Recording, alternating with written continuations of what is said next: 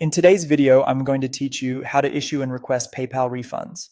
Whether you're a seller sending money back or a buyer asking for it, I'll walk you through the exact clicks, what to expect after you submit, and the key rules that keep everything on track.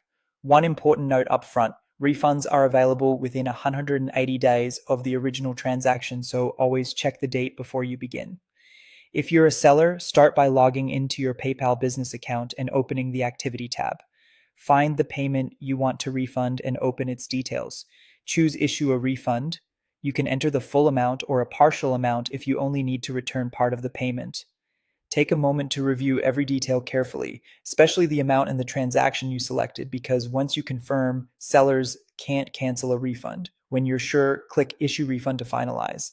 PayPal processes the refund immediately to the buyer's original payment method, and both of you will receive email confirmations. There are no fees for issuing a refund, and you'll see the status updated in your transaction details. If you're providing a partial refund, it's a good idea to message the buyer so expectations are clear. If you're a buyer seeking a refund, begin in your Activity tab. Open the payment and use the seller's contact information there to request a refund directly. Keep your message clear and polite. Explain what went wrong, what outcome you want, and include any order reference.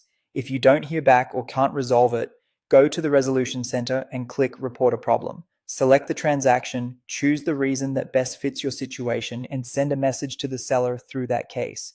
If it's still unresolved, you can escalate the dispute to a claim after 20 days, which hands the case to PayPal to review. PayPal typically investigates and reaches a decision in about 30 days. In disputes, a full refund usually closes the case automatically. If the seller offers a partial refund, the case stays open until you accept or decline, so review the offer carefully.